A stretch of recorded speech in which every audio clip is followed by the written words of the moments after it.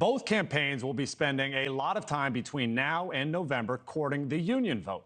Although union membership dipped to its lowest level ever last year, organized workers still have plenty of clout, especially in key battleground states like Michigan and Pennsylvania. Correspondent Brooke Shafer joins me live now. Brooke, the union vote usually is the one that helps with the Democrats, but is that still the case this year around? Well, Alex, right now the numbers are favoring Democrats as far as the union vote is concerned. But, as we've seen this election cycle, really anything can happen between now and November. As you pointed out, membership at labor unions has gone down, but they could still have a good deal of influence in this election. Let's look at some of the numbers in these battleground states: Michigan, Nevada, Pennsylvania. Close to 13% of all workers are union members. That 13% too, far exceeding the margin of victory in each of those states, both 2016 and 2020. Now let's look at the union support in Pennsylvania specifically, where VP Harris will be shortly. In a hypothetical matchup survey taken at the end of July, she had roughly 46% of the vote among Pennsylvania union voters. Trump had about 50%. But today, those numbers have changed. Harris has made significant progress with union voters in Pennsylvania, up to 57% in an August poll. Trump down to 42%. And of course, as we saw in those new polling numbers from last week, Emerson College and our partners over at The Hill, this election right now, neck and neck. Harris had a lead in Michigan and Nevada, but only by about 1 to 3%, all of those within the margin of error.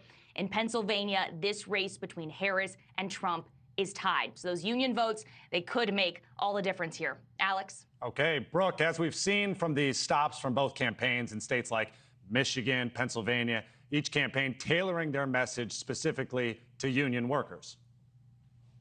Yeah, and as we're looking right now, you're seeing the vice president arriving in Detroit for a stop there before she heads to Pittsburgh. The union vote, as we mentioned, traditionally backs Democrats, but that changed in 2016 when former President Trump outperformed among union members. In 2020, that support shifted back to Biden, who has pitched himself as a union man. So this time around, of course, each side really looking to hold on to that critical voting bloc. But a political consultant said the Democrats still have work to do. Pennsylvania and Michigan are not what the Democrats think they are in many ways. There are large portions and pockets of evangelical Christians in both those states.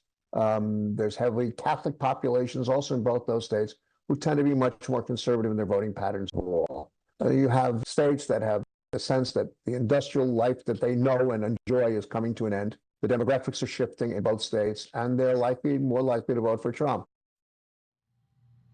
Now, on the campaign trail, each side has taken jabs at each other over unions specifically. The Harris campaign saying that Trump has undermined unions. For her part, the VP has gotten endorsements from major labor groups like the United Auto Workers.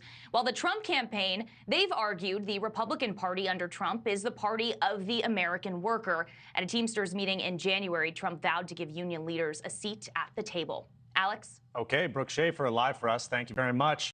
Thanks for watching. Go to joinnn.com to find NewsNation on your screen. And don't forget to click the red subscribe button below to get more of NewsNation's fact-driven, unbiased coverage.